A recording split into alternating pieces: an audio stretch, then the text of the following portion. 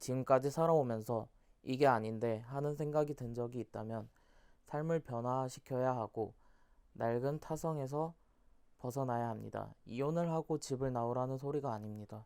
그릇된 생활 습관과 잘못된 업에서 벗어나라는 것입니다. 새로운 업을 지으라는 것입니다. 초기 경전인 수타니파타의 출가편에 부처님 자신이 출가에 대해 고백하는 구절이 나옵니다. 눈이 있는 사람은 왜 출가를 했는지, 그가 무슨 생각을 하기 때문에 출가를 선택했는지, 그가 출가에 대해 나는 이야기하노라. 여기서 말하는 눈이 있는 사람은 깨달은 사람입니다. 자기 자신의 출가에 대해서 이야기하고 있습니다. 집에서 사는 삶은 비좁고 번거로우며 티끌이 쌓인다. 그러나 출가는 널찍한 들판이며 번거로움이 없다고 생각한 까닭이다. 초기 경전이기 때문에 표현이 무척 소박합니다. 아무리 넓은 집에 살아도 비좁고 번거롭다는 것입니다. 먼지라는 것은 털어내는 먼지만이 아니라 여러 가지 고뇌스러운 일들을 뜻합니다. 세속적인 것은 거리낌이 많고 너무 번거롭기 때문에 어디에서도 거리낌이 없는 널찍한 벌판에서 살기 위해서, 한마디로 자유인이 되기 위해서 모든 구속으로부터 벗어나 안팎으로 자유로워지기 위해서 출가했다는 것입니다. 출가했다고 해서 비좁고 번거롭지 않거나 티끌이 쌓이지 않는 것은 아닙니다. 올바른 출가 수행 생활을 함으로써 번거로움과 비좁음, 티끌에서 벗어날 수 있습니다. 어디에도 거리낌이 없어지게 됩니다. 모든 욕망에는 근심이 따르는데 출가는 평안하고 조용하다. 집을 뛰쳐나왔다는 것은 집착과 욕망의 집으로부터 벗어났음을 의미합니다. 단순히 어떤 주거 공간, 어떤 지역에 있는 왕국, 그런 곳이 아니고 집착과 욕망의 집에서 떠나온 것입니다. 집에서 나온 사람은 집이 없는 사람입니다. 무주택자입니다. 전셋집도 없고 사글세집도 없습니다. 수행자는 본래 자기 집이 없습니다. 자기 집이 있거나 개인의 재산이 있다면 수행자일 수가 없습니다. 본디 그렇습니다. 집착할 집이 없고 욕심 부릴 집이 없습니다. 그렇기 때문에 고뇌가 없습니다. 부처님은 집착을 바다에서 소금물을 마시는 것에 비유합니다.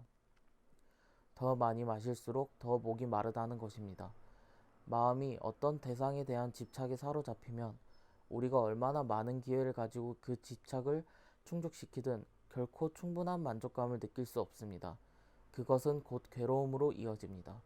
부처님은 기원정사에 머물 때 제자들에게 말합니다. 진실로 아무것도 갖지 않은 사람은 행복하다. 지혜로운 사람은 어떤 것도 자기 것으로 생각하지 않는다. 자, 보라. 많은 가지고 있는 사람들이 여기저기에 얽매여 그 얼마나 괴로움을 당하고 있는가를. 모든 욕망에는 근심이 따릅니다. 그냥 이루어지는 일은 없습니다. 일상적으로 흔히 경험할 수 있는 일입니다. 불필요한 욕구는 고통을 가져옵니다. 자기 주변을 정리해야 합니다. 어디로 이사 갈 때만이 아니라 계절이 바뀔 때마다 정리하는 습관을 들여야 합니다. 너저분한 것들이 얼마나 많습니까? 한때 필요해서 사들인 것들이 집안에 쌓이면 감당할 수가 없습니다. 어느 집을 가나 사람이 가구와 물건에 짓눌러 옹색해집니다. 우리에게 필요한 것은 많지 않습니다. 물론 가족을 이루고 살 경우에는 우리 수행승들과 다르겠지만 그래도 살 줄 아는 집과 너저분하게 늘여놓고 사는 집은 다릅니다. 내가 갖기에는 짐스럽고 남 주기는 아깝고 그런 것에서 벗어나야 합니다. 늘 깨어있는 것이 출가 정신이라면 물질의 더미에서 깨어나는 것 역시 출가입니다. 우리를 가두고 있는 비좁은 소유의 방에서 벗어나는 것이 곧 진정한 출가입니다. 출가 수행자는 소유의 자로 재었을 때 가진 것이 없을수록 부자입니다. 언젠가는 이 몸도 버리고 가야 합니다. 내 몸도 버리고 갈 텐데 소유라는 것은 대단한 것이 아닙니다. 물론 한때 누구나 갖고 싶어 합니다. 친구가 어떤 물건을 사는 것을 보면 갖고 싶어집니다. 빨리 그런 것들을 통과해야 합니다.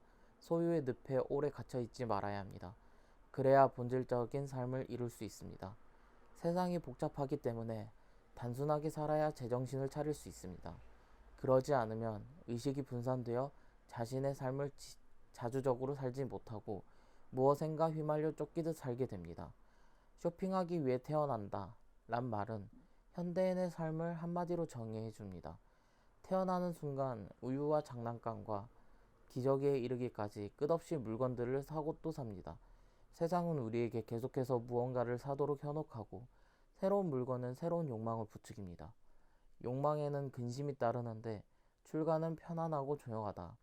왕자 시타르타는 집착과 욕망의 집을 떠납니다. 집이 없는 사람은 자유롭습니다. 하늘을 지붕 삼고 땅을 잠자리 삼아 어디에도 집착할 것이 없기 때문입니다.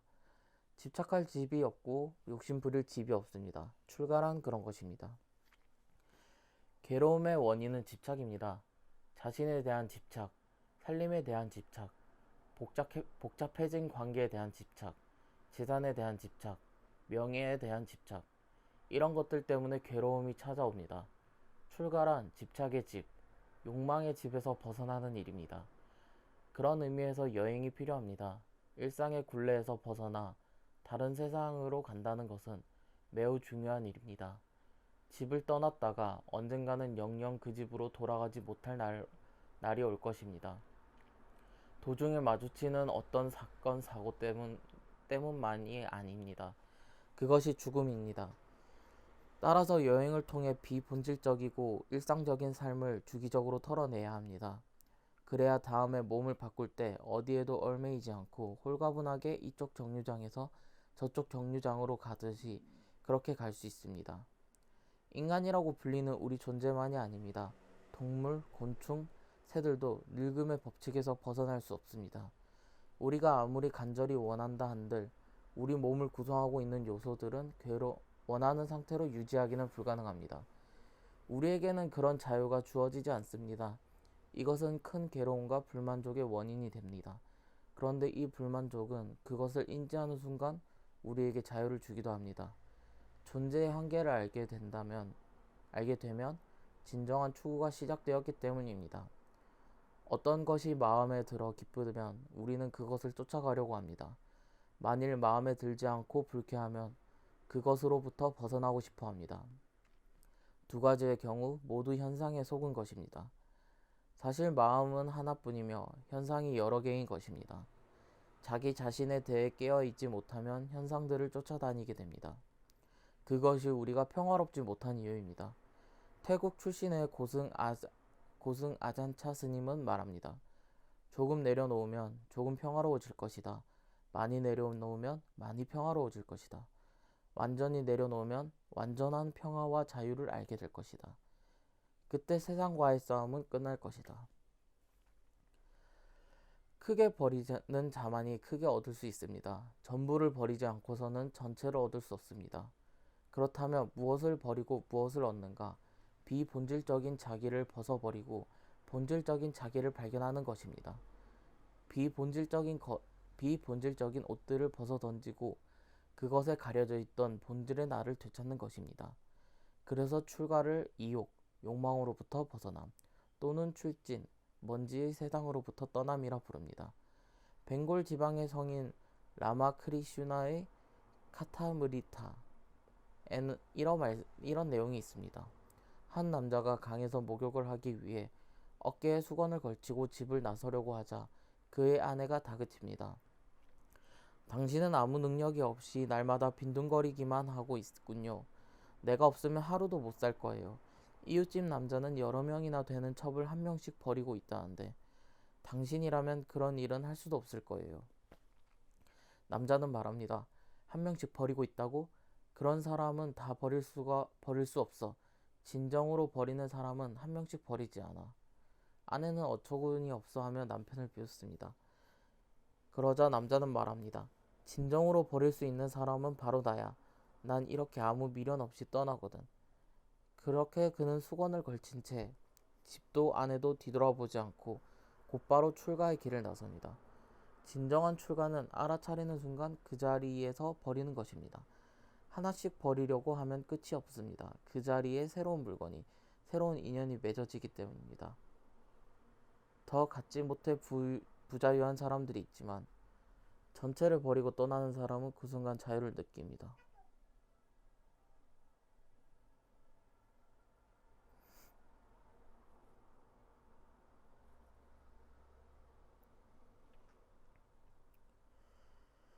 인간의 진정한 봄은 어디서 옵니까? 묵은 과거를 버리고 새롭게 시작할 때 새로운 음이 틀 수 있습니다. 그럼 저 자신은 왜 출가했는가? 무슨 이유로 세속을 떠났는가? 부처님이 지금 이 자리에 물으면 저는 이렇게 분명하게 대답할 것입니다. 나답게 살기 위해서, 내 식대로 살기 위해서 집을 떠났노라고. 솔직히 말씀드려 저는 세상이 무상하거나 불교의 진리에 매혹되어 집을 떠난 것이 아닙니다. 불교에서 말하듯 중생을 구제하기 위해서라고 말할 수도 없습니다. 현재 한국 불교는 중생 구제에 운운할 자격조차 없습니다만 무상한 게 어디 속세뿐이겠습니까? 절이든 산중이든 무상하긴 마찬가지입니다. 그리고 출가 전에 저는 불교에 대해 아는 것이 하나도 없었습니다. 저의 출가는 저의 존재의 절실한 요구였습니다. 때가 되었기 때문에 거부할 수 없는 것이 저를 그 길로 이끌었을 것입니다. 자기답게 살려는 사람이 자기답게 살고 있을 때는 환희심으로 충만하지만 그러지 못할 때는 고통과 번뇌가 따릅니다. 자기 못의 생을 아무렇게나 소비해 버릴 수 없는 까닭에 저는 출가를 결심했습니다. 20대에 출가할 무렵 저는 우주의 번뇌를 혼자 짊어진 것처럼 며칠 밤을 뜬 눈으로 지새우며 메아리 높는 물음을 토하곤 했습니다. 6.25 전쟁으로 수많은 생명이 죽어가는 것을 보고 나니 삶과 죽음에 대한 의문이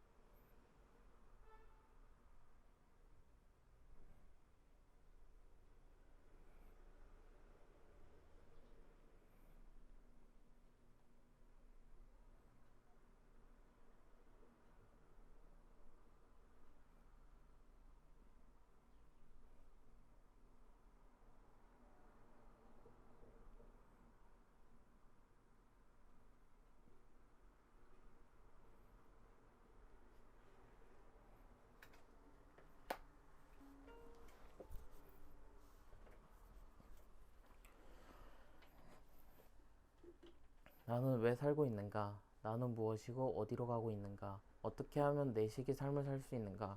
하는 의문들이 사라지지 않았습니다. 어떤 친구들은 바다를 건너기만 하면 새로운 세상이 있을 것이라 믿고 밀항선에 몸을 실었습니다. 그래서 돈 없는 친구들이 주머니를 털어 환송회를 열어준 적이 한두 번이 아니었습니다. 그런가 하면 극심한 존재의 고통을 이기지 못해 나머지 생애를 스스로 반납한 친구들도 있었습니다. 마침내 출가를 결심한 그때 저의 심정은 소설 광장의 주인공 이명준과 비슷한 것이었습니다. 남도 북도 아닌 중립국을 선택해 가다가 그 중립에서조차 바다로 뛰어내린 그런 심정이었습니다. 물론 저는 그 주인공과는 달리 삶을 포기하지 않고 내 식대로 생을 끝까지 추구하려는 길로 들어섰습니다. 출가는 소극적인 도피가 아니라 적극적인 추구입니다. 누구도 어떻게 해줄 수 없기 때문에 내 의지로서 내 삶을 재구성하려는 시도인 것입니다. 집을 떠나오기 전에 제가 가장 아쉬워한 것은 책이었습니다. 넉넉지 못한 살림에서 어렵사리 모은 소중한 책들을 버리고 떠나는 것이 못내 망설여졌습니다. 그것이 저의 유일한 소유물이었기 때문입니다. 그것들을 차마 다 버릴 수가 없어 서너 권만 챙겨 가기로 마음먹고 이 책 저 책 뽑았다가 다시 꽂아 놓기를 꼬박 사흘 밤이 되풀이해야 했습니다. 말 그대로 끊어버리기 힘든 집착이었습니다. 책에 대한 집착이나 재물에 대한 집착, 인간관계에 대한 집착이나 모두 집착이긴 마찬가지입니다. 결국 세 권의 책을 골라 짐을 꾸렸지만 산에 들어와서 보니 그 세 권 모두 시시하고 별 도움이 되지 않는 책들이었습니다. 집착을 버리고 나서 보면 모두가 이와 같습니다.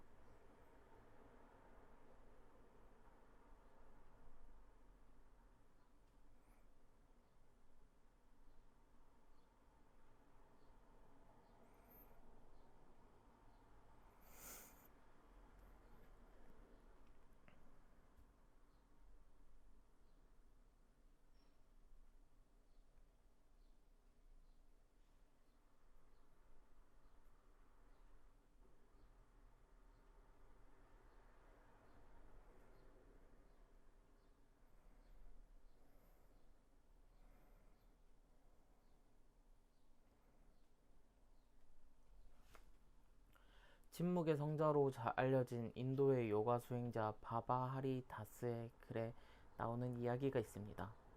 한 수행자가 아무것도 가진 것 없이 숲에서 홀로 살고 있었습니다. 어느 날 다른 수행자 한 사람이 찾아와 그에게 바가바드 기타, 신이 부르는 노래라는 뜻으로 인도 철학의 꽃 한 권을 주고 갑니다. 수행자는 날마다 그 책을 읽기로 합니다. 그런데 어느 날 쥐가 책을 쏠아버린 것을 보고 수행자는 쥐를 쫓기 위해 고양이 한 마리를 기릅니다. 고양이에게 먹일 우유가 필요해지자 이번에는 젖소를 키웁니다. 이 짐승들을 혼자 돌볼 수 없게 되자 그는 젖소를 키울 여자를 한 명 구합니다. 그렇게 숲속에서 몇 해를 보내는 동안 수행자는 커다란 집과 아내와 두 아이와 젖소들과 고양이 무리를 갖게 됩니다. 수행자는 어쩌다 이런 신세가 되었는지 곰곰이 생각해보고는 한 권의 책이 이토록 걷잡을 수 없는 사태를 몰고 온 것을 알아차리고 한숨을 짓습니다. 집착이란 이와 같습니다. 한 가지 소유물에 대한 집착이 새로운 집착을 부르고 한 가지 인연이 더 많은 복잡한 인연들을 몰고 오는 것이 세간법입니다. 집에서 몸만 빠져나온 것을 가리켜 출가라 할 수는 없습니다. 단 하나의 집착이라도 미련 없이 털고 나올 수 있어야 진정한 출가입니다. 책이든 그림이든 연인이든 단 한 가지의 집착이라도 남아있다면 그것은 아직 출가가 아닙니다. 출가는 일회적인 행위가 아닙니다. 결코 일회적으로 끝날 수가 없는 것이 출가입니다. 매번 일어나는 모든 집착으로부터 거듭 떠나야 하기 때문입니다. 출가란 끝이 없는 탈출이며 수행이란 일종의 장애물 경주와 같습니다. 궁극의 목적지에 이르기까지 끝없이 길 위의 사람으로 남아있으면서 나는 왜 출가했는가? 무엇을 위해 출가했는가? 끊임없이 되묻는 것이 참된 출가자의 정신입니다. 그 물음만이 출가자를 깨어있게 할 수 있습니다. 그러지 않으면 더 이상 출가자가 아닙니다. 하늘을 나는 새가 날개짓을 멈추면 추락하는 것과 같습니다. 또한 칼날이 묻어지면 칼로서의 기능을 잃는 것과 같습니다. 칼이 칼일 수 있는 것은 그 날이 날카롭게 서 있을 때 한해서입니다. 누구를 상하게 하는 칼날이 아니라 버릇과 타성과 번뇌를 가차없이 절하는 지혜의 칼날입니다. 자신을 붙들어 두고 근원적인 의문을 잊어버리게 만드는 모든 안락함, 편안함, 타성, 즐거움을 거듭 떨치고 새롭게 출가해야 합니다. 출가는 떠남이 아니라 돌아옴입니다. 진정한 나에게로 그동안 잊혔던 본래의 나로 돌아오는 길입니다. 출가는 소음과 잡다한 얽힘에서 벗어나 침묵의 세계로 들어섭니다. 말이 안으로 여물도록 인내함으로써 우리 안에 질서를 찾습니다. 중심을 바로 세워 진정으로 받아들여야 할 것만 가려내는 그런 눈뜸입니다. 출가는 본래의 나를 찾아 나섭니다. 나는 누구인가 하고 스스로에게 묻습니다. 존재 속의 존재에게 스스로 묻습니다.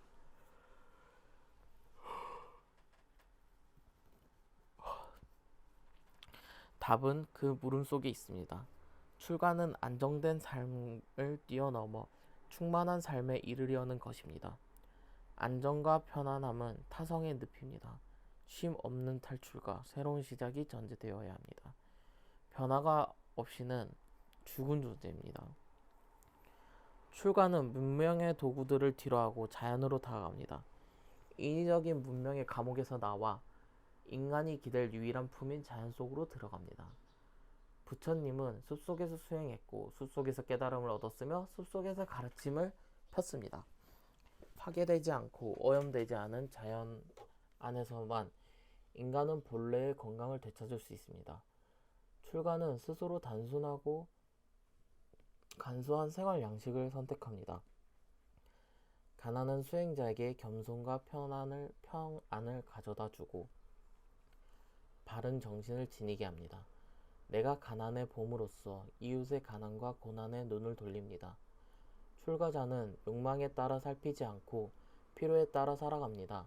그는 안으로 부유한 사람입니다. 출가는 경제 논리가 아니라 진리의 삶을 원리로 삼습니다. 출가는 세상에게 달라지라고 말하기 전에 자신이 먼저 달라지겠다고 다짐합니다. 출가는 무엇에도 매이지 않는 자유에 이르는 길입니다. 인간은 본디 자유로운 존재이며 존재의 궁극적인 목표도 자유입니다. 물질, 온갖 관계, 심지어 자신이 따르는 종교로부터도 자유로워지는 일입니다. 출가는 고통입니다. 세상에는 두 가지 고통이 있습니다. 하나는 더 많은 고통으로 인도하는 고통이고, 하나는 고통의 끝으로 인도하는 고통입니다. 모든 욕망과 인연으로부터의 떠남은 결코 쉬운 일이 아닙니다. 생가지를 찢는 듯한 아픔이 뒤따릅니다. 출가를 꿈꾸는 자에게는 그 아픔은 숙명과도 같습니다. 하지만 이 큰 고통을 위해 모든 고통의 끝에 이르는 것이 출가입니다. 화전민 오두막에서 이따금 어디론가 훌쩍 증발해버리고 싶은 그런 때가 있다. 허구한 날 비슷비슷하게 되풀이되는 무표정하고 무료하고 따뜻한 일상의 틀에서 벗어나고 싶어서다. 내 삶을 다시 시작해보고 싶은 열망이 안에서 솟구칠 때면 어디론가 훌쩍 바람처럼 떠나고 싶다. 그러나 그때마다 갈 곳이 선뜻 떠오르지 않았다. 잘못 들어서면 또 다른 타성의 늪에 갇힐 것이기 때문이다. 지난 4월 19일 오후 서울 법련사에서 법회를 마치자마자 나는 아무에게도 알리지 않고 길을 떠났다. 어느 깊숙한 두메 산골에 회전민이 살다 비운 오두막이 있었다는 말은 한 친지로부터 전해 듣고 결심을 단행하게 된 것이다. 서둘러 달려갔기 때문에 봄날에 긴 해가 기울고 땅거미가 질 무렵 그 오두막에 당도할 수 있었다. 그야말로 문패도 번지수도 없는, 전기도 통신수단도 전혀 없는 태고젓 그대로인 곳이었다. 시냇물 소리와 골짜기에서 불어오던 바람 소리가 뼛속까지 스며들었다. 어둠이 내리자 영롱한 별들이 쏟아질 듯 빛을 발했고 박새가 번갈아 가며 밤새 울었다. 하룻밤 자고 일어나니 머릿속이 아주 개운했다. 시냇가에 나가 흘러가는 물을 양껏 떠마셨다. 문명의 발톱이 핥히지 않은 곳이라 흐르는 시냇물인데도 물맛이 아주 좋았다. 처음 그 오두막을 찾아갈 때는 사람이 거처할 만한 집인지 둘레가 어떤지 내 눈으로 살펴보고 한 이틀 쉬었다가 돌아올 생각이었다. 그런데 하룻밤 쉬어보니 그대로 눌러 있고 싶었다. 다음날 30리 밖에 있는 장에 내려가 필요한 연장들을 구해왔다. 우선 땔감들을 마련하려면 톡과 도끼가 있어야 했다. 먹을 것을 가지고 갔기 때문에 따로 챙기지 않아도 되었다. 그 오두막에서 나는 꼬박 10하루를 지냈다. 내 팔자가 그렇듯이 어디를 가나 손수 끓여 먹는 일이 나를 나답게 만들어 주었다. 처음 2, 3일은 전기가 없어 어둠이 좀 답답하게 여겨졌지만 이내 아무 불편도 없었다. 촛불이 훨씬 그윽해서 마음을 아늑하게 다스려 주었다. 문명의 연장의 길이든 우리는 편리하다는 그 한 가지만으로는 많은 것을 빼앗기고 있구나 하는 생각이 문득문득 들었다. 그곳에서 지내는 동안 다행스럽고 고마운 일은 무엇보다도 사람 그림자를 전혀 볼 수 없는 점과 맨날 그저 그렇고 그런 세상 돌아가는 소식이 미치지 않는다는 점이었다. 나는 근래에 와서 사람을 그리워해 본 적이 전혀 없다. 앞에서 사람 그림자라는 표현을 썼지만 보다 솔직한 표현을 쓴다면 사람 꼴이라 했을 것이다. 사람들에게 시달린 처지라 사람 꼴을 안 보면 얼마나 좋았는지 몰랐다. 우리가 진정으로 만나야 할 사람은 그리운 사람이다. 한 시인의 표현처럼 그대가 곁에 있어도 나는 그대가 그립다는 그런 사람이다. 곁에 있으나 떨어져 있으나 그리움의 물결이 출렁거리는 그런 사람과는 때때로 만나야 한다.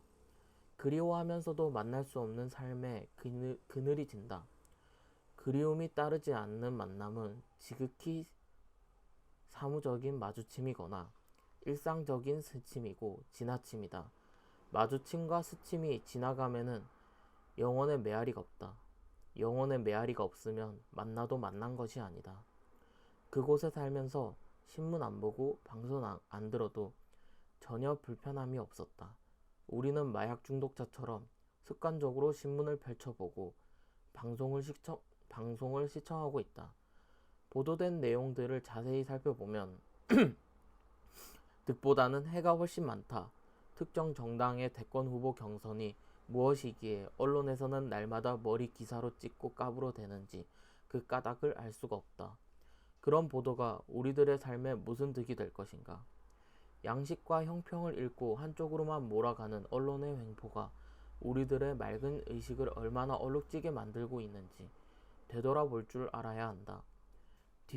뒷날 산을 내려와 배달된 신문을 펼쳐보고 솔직히 말한다면 이건 시끄러운 소음이에요. 쓰레기 더미구나 싶었다. 내 정신과 몸에 얼룩이 묻기 전에 얼른 방 밖으로 그 신문을 밀쳐버리고 말았다. 진정으로 우리가 알아야 할 것이 무엇인지, 우리들의 삶에 어떤 성질의 정보와 지식이 얼만큼 소용되는 것인지, 제 정신을 지니고 살려는 사람들은 냉정하게 가릴 줄 알아야 한다. 그곳에서 지내는 동안 다음과 같은 옛글이 떠올랐다. 해가 뜨면 밖에 나가 일하고, 해가 지면 방에 들어가 쉬고, 우물을 파서 물을 마시고, 밭을 갈아 먹고 사니, 누가 다스리건 그게 무슨 상관이냐. 제대로 된 정치가 행해진다면 서민들의 입에서 이런 노래가 절로 흘러나와야 한다. 정치 말이 나온 김에 한마디 더 얹어야겠다. 올해는 대통령을 만들어내는 해라서 얼마나 또 시끄러울지 미리부터 염려가 된다. 보나마나 막판에 가면 또 지역 감정을 부추기면서 표 긁어 모으느라고 이성을 잃게 될 것이다. 그렇게 되면 선거가 끝나고 나서도 국민의 감정과 의식은 사분오열되어 악순환이 되풀이될 것이다. 나더러 만약 이 나라의 대통령을 고르라고 한다면 우선 대통령병에 걸리지 않은 인사를 선택하겠다. 어떤 병이든지 만사 질환인 경우는 거의 치유가 불가능하다. 또 한쪽으로 치우치는 강한 정치가 아니라 부드러운 정치를 할 사람에게 점을 찍을 것이다. 절대 권력의 시대는 이미 지나갔다. 부드러운 것이 결과적으로는 강한 것이고 따라서 설득력을 지닌다. 그리고 아침 저녁으로 그것이 불가능하다면 한 주일에 한두 번 정도 국민들에게 웃음을 선사할 수 있는 그런 멋진 사나이를 이 땅의 대통령 자리에 앉히고 싶다. 이 땅의 정치에서 우리는 일찍이 웃음을 찾아볼 수 없다.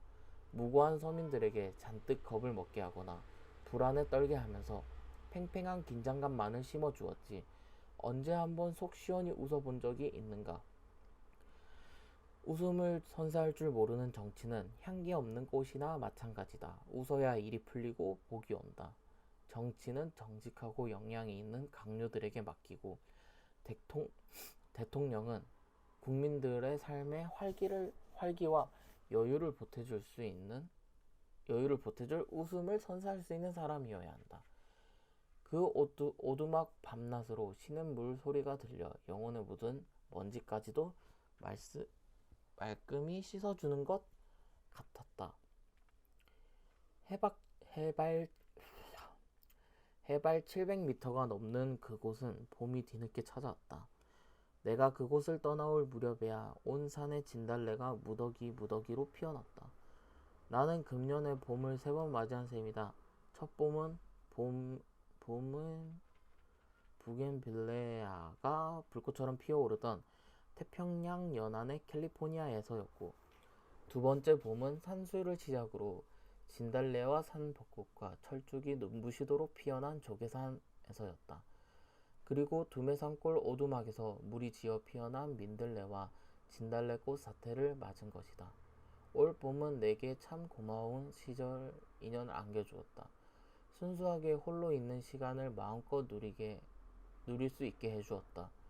홀로 있을수록 함께한다는 말이 진실임을 터득하였다. 홀로 있다는 것은 어디에도 물들지 않고 순진무구하며 자유롭고 홀가분하고 부분이 아니라 전체로서 당당하게 있음을 뜻한다. 불이람에서 지낸 몇 년보다 훨씬 신선하고 즐겁고 복된 나날을 누릴 수 있어서 고마웠다. 살 만큼 살다가 이 세상을 하직하게 될 때 할 수 있다면 그런 오두막에서 이 다음 생으로 옮아가고 싶다. 사람이 많이 꼬이는 절간에서는 마음 놓고 눈을 감을 수도 없다. 죽은 후 치닥거리는 또 얼마나 번거롭고 패스러운가. 나는 문패도 번지수도 없는 그 두메 산골의 오두막에서 이 다음 생에는 그 어디에도 소속되지 않고 앞뒤가 훤칠하게 트인 진정한 자연이 되고자 원을 세웠다. 그 원이 이루어지도록 오늘을 알차게 살아야겠다. 절기로 오늘이 하지다. 여름철 안 거도 어느새 절반이 되었구나. 그동안 아주 바쁘게 살았다는 생각이 어제 오늘 든다. 모처럼 상거의 한적한 시간을 되찾을 수 있었기 때문이다. 어젯밤에는 오랜만에 별밭에 눈길을 보내고 어지럽게 날아다니는 반딧불이도 보았다. 그토록 머리 무겁게 생각해오던 방 뜯어 고치는 일을 감행했다. 이 궁벽한 산중에서 방을 뜯어 고치는 일은 여간 힘들고 머리 무거운 일이 아니다. 미친 바람이 불어오면 굴뚝으로 나가는 연기보다 아궁이로 내뿜는 연기가 더 많을 정도로 불이 들지 않았다. 아랫목은 발을 디딜 수 없을 만큼 프라이팬처럼 뜨거워도 윗목은 냉랭하고 습해서 집을 비워두면 곰팡이가 쓸었다.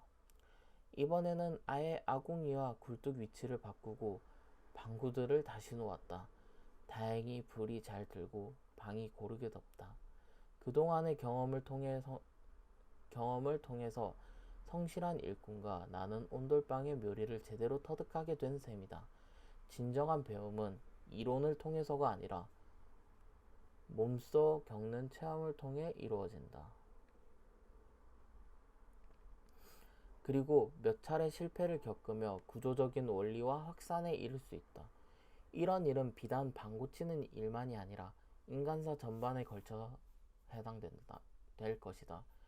실패가 없으면 안으로 눈이 열리기 어렵다. 실패와 좌절을 거치며 새 길을 찾게 된다.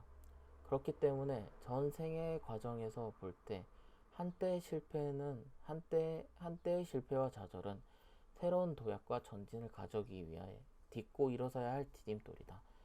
며칠 전에 도배를 마쳤는데 아직 빈방인 채 그대로 있다. 방석이나 경상 다구 등 아무것도 들여놓지 않았다. 나는 이 빈방의 상태가 좋다. 거치적거릴 게 없는 텅 빈 공간이 넉넉해서 좋다. 얼마쯤 불편함과 아쉬움을 오히려 즐길만 하다. 물론 언제까지고 빈방으로 살 수는 없겠지만 할 수 있는 한 그 기간을 자꾸만 연장하고 싶다. 내 이야기는 이만하고 이제는 그쪽 이야기를 듣고 싶다. 집 짓는 일은 어느 정도 진척이 되었는지 이형은 덮었는지 궁금하다.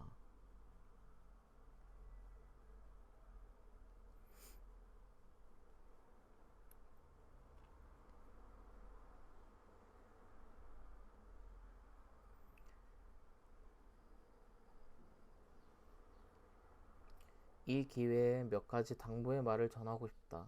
하나, 그 수행자의 집에는 아예 전기를 끌어들일 생각을 하지 말아라. 전기가 들어가면 곁들어 따라 들어가는 가전제품이 한두 가지가 아닐 것이다. 전화도 필요 없어야 한다. 편리함만을 따르면 사람이 야가 빠진다.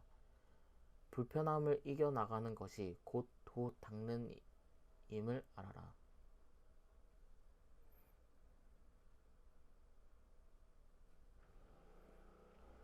둘, 수도를 끓이지 말아라. 수도가 들어가면 먹고 마시는 일이 따라가고 자연히 사람들이 모여들게 된다. 마실 물은 바로 지척에 있는 암자의 샘에서 물병으로 길어다 쓰면 될 것이다. 그 집에는 차 외에는 마실 것도 두지 말아라. 찻잔은 3개를 넘지 말아야 한다. 많으면 그 집에 어울리지 않고 소란스러워 차의 정신인 청적에 어긋난다. 셋, 그 수행자의 거처를 서전이라고 이름 지은 것은 위치가 암자의 서쪽에 있다는 뜻도 되지만 부처님과 조사들의 청정한 생활 규범인 설의 가풍을 상징한 것이다. 그러므로 수행자의 집에는 여성들의 출입을 금해야 한다. 넷. 그 수행자의 집에는 거처하는 사람들 반드시 새벽 3시에 일어나고 밤 10시 이전에는 눕지 말아라. 새벽 예불은 수도 생활 중에서 가장 중요한 일과이므로 반드시 이행해야 한다. 잔소리가 길어졌구나. 그러나 요즘에는 이런 잔소리 하는 사람도 점점 사라져가는 서태다. 여러 가지로 불비한 여건 아래서 집 짓느라 고생한 그 공덕은 그 집을 의지에 정진하는 수행자에게 두고두고 회양될 것이다.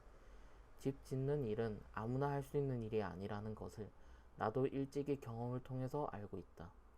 이상의 당부한 사항을 지키는 수행자라면 우리는 한 부처님의 제자로 같은 길을 가는 벗이 될 것이고, 그러지 못하면 스승과 제자 사이라 할지라도 뜻은 10만 8천 리가 될 것이다. 끝으로 옛사람의 말을 안으로 새기면서 이 사연을 마친다. 입안에 말이 적고 마음에 일이 적고 뱃속에 밥이 적어야 이 세 가지 적은 것이 있으면 신선도가 될 수 있다.